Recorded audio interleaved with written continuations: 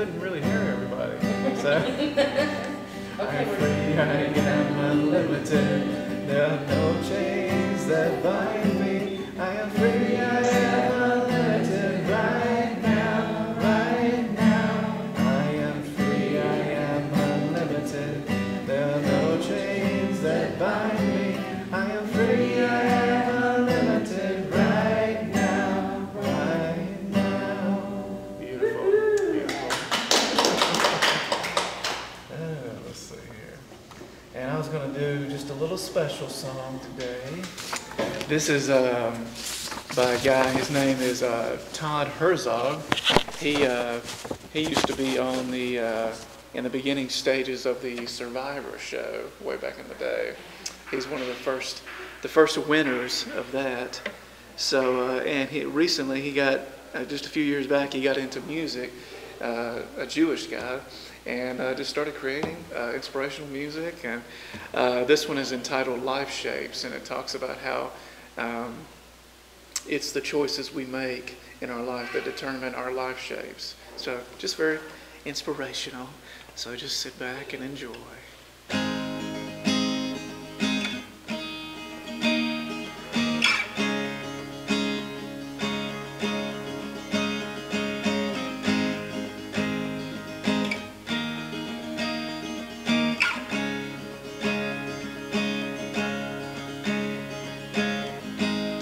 I've always been good at beginnings, lines fading off into the distance. I love the sense of endless possibility.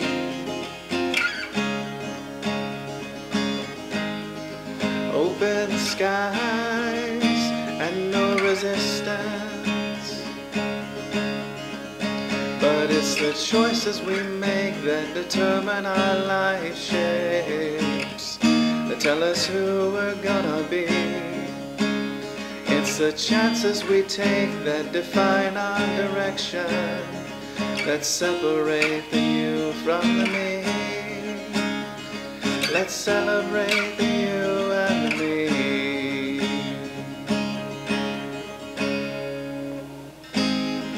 Now the days move on just like the ones before.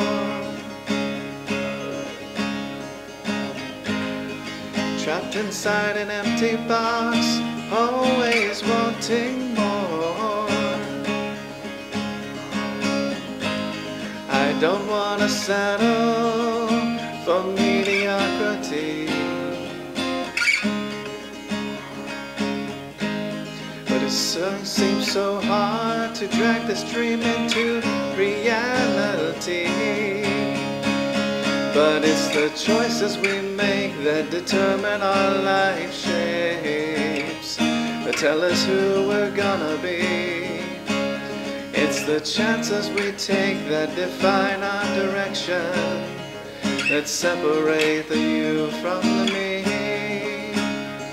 Let's celebrate the you and the me. Let's be the people we were meant to be.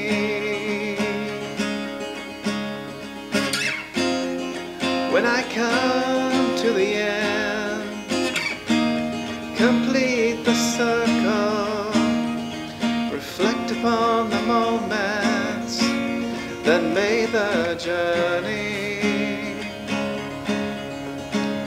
Will I close my eyes and enjoy it all again?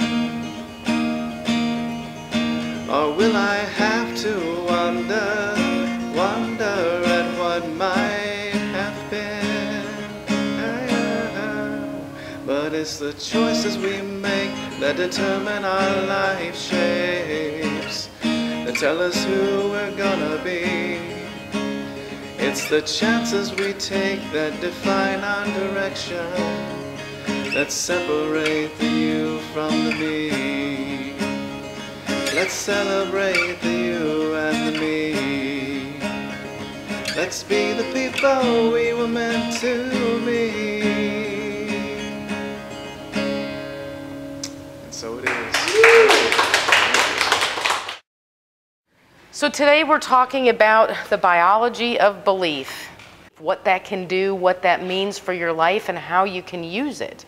And it is simply by changing your thoughts, you can change your life. It has a tremendous effect. And, you know, medical and science and all those type of things, they're just, you know, we know a little bit, but we certainly don't know everything.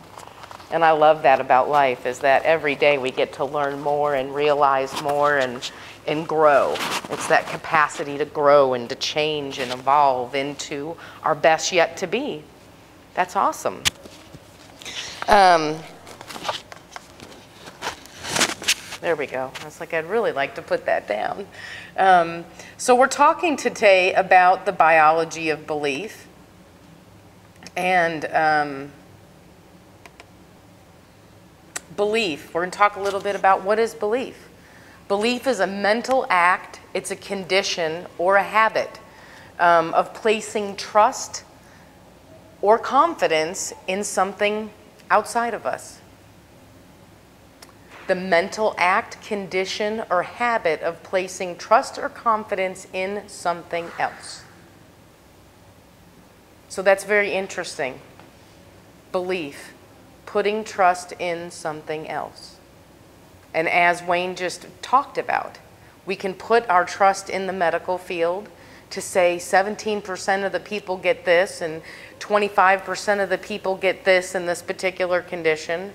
Or we can place it into infinite possibilities, into the universe. We can give it to God. We can surrender it. We can say, you know what, maybe at this moment in my life, I don't know what to do. But I know that there is something beyond, something bigger, an intelligence that created me that knows what to do and how to do it. And I can just surrender with faith and allow that to come through. So we talk about the being in the doing. You know, we talk about that in a lot of spirituality. Being is being in that mental field of infinite possibility, knowing that it is driving our lives, that it is good, that it is peaceful, that it is calm, that it is rich, that all the qualities of God are in that substance and essence. The very substance and essence of us is the very substance and essence of God. But when we go into the human idea of what's possible, you know, we get caught up with, oh, nope, got to go to that school and get that education, got to, you know, the economy's tough, you know, whatever it may be. My income is limited to the person that signs my paycheck. You know, we're in a box in that capacity. So belief is the mental act, condition, or habit of placing trust and confidence in something. So we have a choice about it. We have a choice about where we're going to place our belief. And to think that 5% of our capacities are being used on a daily basis, wow. One of the things that really helped me through foundations and through all the practitioner classes, when I'd get frustrated and I'd get to a point where I was trying to understand a concept, it was hard for me to understand the concept of God not being good, you know, not the heaven and hell thing. I did think heaven and hell were places of real estate. So when we got to that part in practitioner classes, I struggled. I was like, well, wait a minute. Yes, there's evil in the world. I really struggled with that. And it took allowing myself to see and feel and let go of old beliefs and old habits and things that I was taught I had to let go for something new to come through. So, you know, there's this beautiful circle of evolution. And you know, it could be about our day. You know, we don't realize how much race consciousness we've been attuned to and how much it does drive our life. So the thing that helped me the most in practitioner classes was, it's okay, go ahead and lose your mind. And it's one of my top phrases, because my mind wants to justify why things are happening, why the way we are, why things evolve the way they are, when I do that, I'm not allowing infinite possibilities to come through. I'm placing my belief in the mind, rather than with Source, rather than with God, rather than the universal intelligence. So it was fun for me. It's fun for me to say, go ahead, lose your mind, because your mind will stop you and say, nope, you can't have that. Nope, it's not possible. Our minds will keep us in that box because there's a comfortability in that comfort space in that box. And it seems, you know, we're humans. We like things to be the same. We like to have our patterns. We like to get dressed and put our clothes on the same way every day and go to work and stop at our coffee place. And when that gets discombobulated and that pattern doesn't happen, most people you will come across will say that it didn't deal with it very well. You know, I went to the doctor. I had a doctor's appointment at 10 o'clock. They didn't see me until 11, and they're just anxiety. They're stressed out. They're full of anxiety just because that little thing took place. Why? Who knows? Maybe they would meet their best friend from high school in the doctor's office, you know, as they're walking out. And if they wouldn't have been delayed, by that doctor's appointment, they would have missed seeing their best friend from 20 years ago. But so it's trusting in that invisible. It's trusting in that invisible in ways that we really have to practice that. We have to practice doing that. Bruce Lipton talks about a relationship. So we're going to go, I'm going to use this as an example. How many people have been in love? So in that state of love, as you're preparing, you know, the initial contact has been made, and you're getting ready for the first date. Do you dress for that first date like you always have before? 10 minutes, I'm ready to go, throw my hair in a bun, out the door, whatever it may be. Generally, in that circumstance, when we feel like we've met the love of our life, we're going to spend an hour to get ready. That little thing that we normally do, the habitual getting dressed, our whole thing changes. Something's changed us. Something has totally changed our perception about what is possible. So it's interesting to see how there are times that we do go into infinite possibility mode and call forth and see and feel that creative dance that's always happening. But you know, as humans, we equate it with the big things, a new job, maybe it's an interview, it's an event. What if we walked every day in that space? Every day in that space to say, I'm just going to be surprised by good wherever I go and whatever I do. How much fun would that be? But what's the key to get there? You do have to lose your mind for that to happen. You really do. There's a letting go. There's a surrendering that takes place. To get us into that mode, to get all of our cells activated and out of that habitual dance that we do where we're unconscious.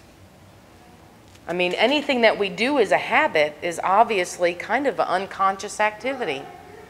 Oh, I'm getting ready for work, or, you know, I mean, it's almost the same thing like if you're in a class and you do your homework for that week and you're like, I don't have time to do my homework this week, but okay, here I'm going to do it. I'm going to sit down and read.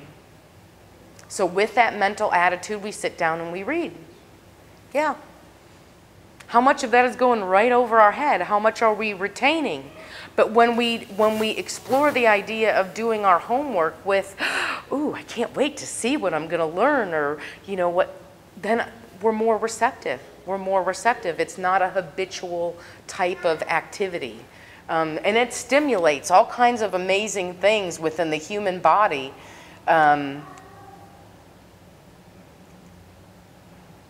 It stimulates all kinds of nice things in our body when we can see and derive our life from a space of infinite possibility. It makes the mundane very much exciting, very much exciting. And we talk a lot about childlike expectancy in Centers for Spiritual Living. Being in this receptive state of childlike expectancy, that's being grateful. There's a gratitude taking place in that because we're not waiting for the event. You know how we do this dance as humans, we label and we judge. We label and we judge. Did I have a good day? Did I have a bad day? Was this person nice to me? Was that person nice to me? Was my husband loving to me? Did my kids behave? We do this dance of judgment. What happens when we take away that dance of judgment? We lose our mind. We lose our mind, and we concentrate on the beauty, the breath, the moment, the now, the synchronicity that has always been there. But if we're in a habitual state of being in the world, we're not awakened to that synergy and that divine synchronicity that is taking place to bring us to the right people, to the right places at the right time, and knowing that this beauty, it's always been there. It's always been there. It's always been there taking place. It's whether or not we're conscious of this beauty that we have been so gifted with. Because it's such a gift, and it's such a... I love the mystery of it. I love the mystery of it. And it's getting comfortable with the mystery. It really is. Because the more that we're able to become comfortable with the invisible, the more we can do it, right? If we're not comfortable with being in that, if we're not comfortable being out of that habitual day-to-day, everyday thought pattern inactivity, it's not going to be an easy walk to see infinite possibilities. Our mind will shut it down and say, you know, that's not possible. You can't go from this financial salary a year to that salary a year. You know, our mind will shut us down as to what's possible. But when we don't label and we don't judge and we just sit in that grace, I call that grace. I call that beauty. I call that the dance with life. You know, we're here to be joyful. We are here, you know, to live every day.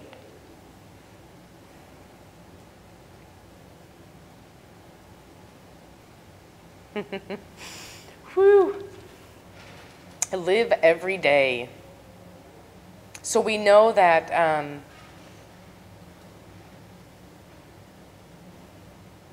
bear with me 1 second.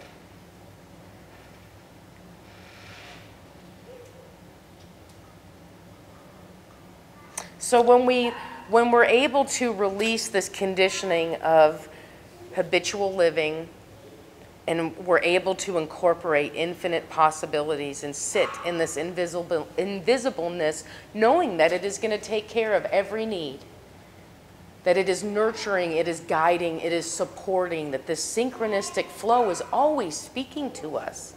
All of a sudden, clarity comes forth to say, that's your next step. You know, that's what you're supposed to do. If we're stuck in a belief pattern or a thought pattern that is old and habitual and not awakened, the very thing it is that we may be searching for, 9 times out of 10, it's always there. Nothing's ever kept from us. We keep it from ourselves by not being open or not being receptive to what's going on. So just as there's a flow in nature, you know, the clouds come, they get dark. What's going to happen? It's going to rain. You know, we know that. The winter, the seasons, there's a divine right action always taking place within the universe that is complete harmony. Could we derive and source our life knowing that our life is the very same activity? Because there is you know, there's so many spiritual teachers with so many gifts that they've shared in the world, you know. There's a book there's a book about everything. But I think what they fail to talk about is the simplicity of all of it. You know, that changing of the seasons, the spring, the winter, the fall, the flowers, the leaves, the trees, they know what to do and how to do it. So do we. We are not any different than that thing. We know what to do. So it's uncluttering our mind from the beliefs that, may be holding us back. And go into that place where we can see that we are more powerful than we've ever imagined. That everything is possible. Wow. Everything is possible. Who told us it wasn't? Where did we buy into that mentality that it's not? You know, we talk about, we see it in the world. People walk on, you know, do you ever see those coal walkers where they walk on hot coals? We talked about this a couple weeks, where a mom picks up a car to save her child. The things that humans can do, it's just amazing. It talks about in the South, I don't know what the religion is, but there's a religion where, or maybe it's just a belief, but there's a belief where they play with snakes. Did you ever see that? I don't know what. It is a religion. Yeah, it's in Alabama. Okay. So they drink toxic doses of this snake venom. And how do they do that and they're okay? It's belief. They have a belief. The mind is all powerful, and we each have that power. We each have that power. If we were raised with that belief, then we should be able to do that very thing. Drink snake venom and walk away like it was a glass of water. I don't know that they drink the snake venom. Well, or being bit, yeah, being, Snakes, and sometimes they get bitten and die. yeah. And you have heard about that. You have, It was in the movie campaign was it? with Will Ferrell. Oh, okay, I didn't see that. I didn't see that, but it's, you know, it's amazing though, you know, going back to the coal walking. You know, I don't know that that's something that I could do, but certainly people can change their belief systems and do it like it's a walk in the park. There's a movie coming out shortly about two magicians, Mm-hmm. and one of Jim Carrey's in the movie, and he sleeps on coals. I saw that Yeah. trailer And just he's- the other day. He's like snoring, and you know, he's snoring and wakes up. So it's truly, it's interesting, and I think what's important in what I'm passionate about in this biology of belief. See if I can bring it back up on the screen. I'm passionate to know about consciousness. That's 4 stages of consciousness. You know, people don't realize, you know, we think when we're saying a spiritual mind treatment or we're giving a prayer, people think for some reason, you know, we've been trained to think that we're changing God's mind. We're not changing God's mind, we're changing our mind. And it's so important for people to know and recognize how this works. Because when we experience these moments of challenges in our life, it seems like in the human realm, you know, we're waiting for some supernatural power just to come and save us, to rescue us, to save the day, when it's actually we're the ones who are doing the saving. You know, we're the ones that it comes from us. And I'm going to share with you, we're going to go over the 4 stages of consciousness. I'd like to have that on, oh, let me get a clear screen here. There we go. That's so much better. So in stage 1, we're talking about to me. That's victimhood consciousness. To me, and it's very simple. When life is happening to me. There's nothing I can do. In this stage of consciousness, we don't feel like we have any control. Life is happening to me. Who can think of a phrase that would go along with victimhood consciousness. Why me? Oh no, it's happening again. It's always happens. Yeah, Just my luck. yeah, just my luck. My favorite one is you. Is you? Yes, you did it. You did. Oh, there you go. Yeah, You better shape up. yeah, yeah. They need to, or yeah, you know, the blame game. I don't even know that most people realize that that blame game, you did this, that's victimhood consciousness, because it's, as we recognize in this being conscious, creative, powerful individuals that we are, it's only about us. It's not about anybody else. I know it may look that way, you know, when struggle and strife or something comes up, you have a relationship and it's not going happily. We want to say, that person, net. So as a practitioner, we have the opportunity to look at that particular situation and say, what is the belief? What is the belief that is driving this situation? Maybe I have the belief that, you know, I used to have the belief that women were never happy. Because that's what I was heard when I was, you know, itty bitty. I heard that said in my family. So when I got to be a woman and I got to be married, I just thought it was part of the drill that women were never happy. Didn't even realize I took that in. So stage one is, to me, it's victimhood. Life appears to be governed by something external. And that there's appearance of not having any control. Why is this happening to me? The opportunity is to give up blame and shame. Now, I don't know about anybody else in this room, but for me, that took lots of practice. And it takes practice now. It takes practice now. I think what's really interesting too is, you know, as we see these 4 stages of consciousness, that what assists and supports me to sit in this losing your mind, childlike state of expectancy is to realize that every day I have the opportunity to overcome and create something bigger and more beautiful than was there previously. Of course, I could look at it to say, oh, poor me, you know, a situation, oh, poor me. But the appearance of what we say in Centers for Spiritual Living, the appearance of something happening is actually the appearance of more good. I have the opportunity to choose, we have the opportunity to choose that. So in this opportunity with, you know, my mom being in the hospital and not feeling well, I have the opportunity to say, she's going to come out of there with the best, most vibrant health she's ever had. She is going to be revitalized and be just perfect, whole, perfect, and complete. It's going to be amazing. That's what the opportunity is. The opportunity in struggle and strife with a conflict with another person.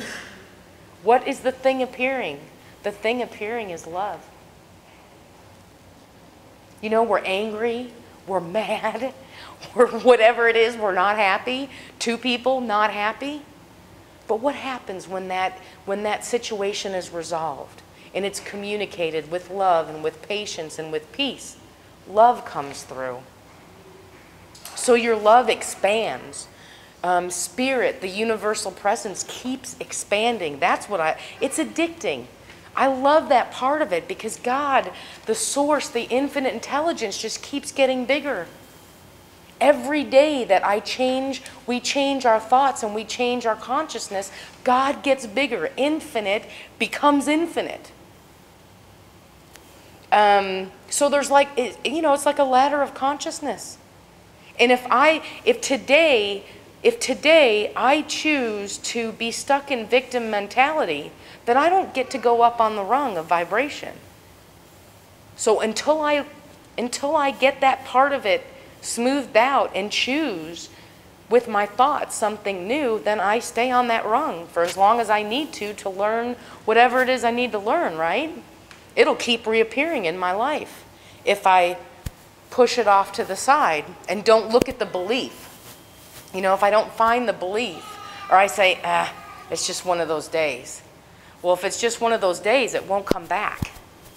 But it'll keep coming back to be healed, to be made new. And the beauty is, it's source, it's love, it's infinite possibilities showing up through and as your life to expand, to create, to go beyond, to go further in ways that you've never gone before, to evolve. So we can look at it like a problem if we like, but I don't see a life with problems. I see a life of opportunity. Does that not feel wonderful? To just release the word problem and see opportunity. Because it's an opportunity to love more, to be more, to create more. It changes everything. It changes everything. So in stage 2, we talk about the law. The fundamental tools that help is speaking life into life, using affirmations. Visualizations, creating vision boards. They're a blast. They're fun. We get to play like little ones and color and create. It's wonderful to get out of that adulthood to-do list and make your to-do list and put it on a vision board and have fun with it. Have fun with it. The effective use of stage 2 is affirmative prayer, to speak life into life. That I can control my thoughts and my life, that by changing my thinking, I can change my life. Stage 3 is we're a vessel. We are a vessel of this universal presence and essence and power. It's through us that it works. It's through us. Losing our mind, how do we lose our mind? We lose our mind in meditation. We lose our mind in silence. Letting that silence and that connectivity and that communion with God be the predominant thing that we spend time with each day.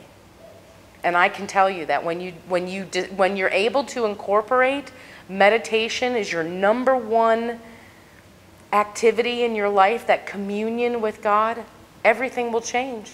Everything will change. And, you know, there's no time in God. There's no time in God. So whatever you can do, but when you do it consistently, then God becomes consistent. When our spiritual practices are consistent, it will show up in our life consistently. That I know. That I know. Experience of being a vehicle through which Spirit speaks and acts. Things will fly out of your mouth that you never knew were possible. And it's joyful, it's fun, because you'll be like, where'd that come from? Yeah, that's fun. And it gives us the opportunity to give up any ideas of ego-ness and separation, that we are separate from God, because that's absolutely not the truth. In stage 4, Spirit as you, that you are one with that Creator that created you, that intertwined and intertwangled, that was my word that I made up last year, intertwangled. The experience of the divine or the mystic mind through and as you. The experience of being one with Spirit, I am one with God. The opportunity to experience limitless consciousness beyond oneness. I know we'd all love to articulate what that is, but that's big, that's vast, it's eternal, it's ageless, it's timeless, it's deathless, it's Spirit. It's Spirit. So it's letting this infinite Spirit have its way with us. It really is. It's letting this infinite Spirit have its way with us in ways that the most beautiful things are created when we allow Spirit to have its way. And we take a back seat, because when we lose our mind, we sit in the now and we are joyful. We rejoice. Every little thing becomes happiness. Because that being and doing, if our doing is a human and our being is a spiritual being, when they're balanced, you will feel that. You will feel that balance within your life. People will comment to you, you're glowing, you're peaceful, you're calm, you're happy, what's going on? People will see that change in you and that balance. Infinite possibilities, infinite possibilities. Has anybody ever heard the 4 stages of consciousness before? And there, if you Google it, there's lots of other interpretations, but of course I prefer Reverend Michael Beckwith. It's part of what we use in visioning.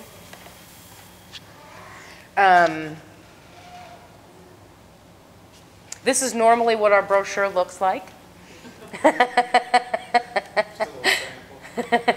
Yeah, this is our little sample. Oops.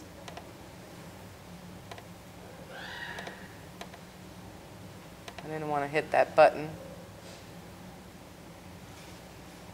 So, you know, we all have the opportunity, whether we decide to become practitioners or take classes, we all have the opportunity to expand and grow and evolve. And we can test this out in our body, in our life, as we go about our days. You know, just stay in tune. Stay in tune with yourself as we go about the next week. And ask yourself, just take a minute and ask yourself, am I creating infinite possibilities, or am I being habitual? Am I keeping myself in my box? Just ask. And it's very much in that asking and in that question, you're conscious, you're obviously awake, and you're creating. So my invitation for all of you this week is to just question yourself, ask yourself as you go about, am I in the now? Am I creating infinite possibilities? Or am I doing my old paradigm, my old dance? You know, where am I deriving where am I sourcing my life from? Because it's at the very moment that you recognize where you're at and what you're doing, you can change your experience by changing your thought. It's that easy. It's very simple. So I am grateful for all of you for coming today. The invitation is to go about this week and ask yourself where you're creating from.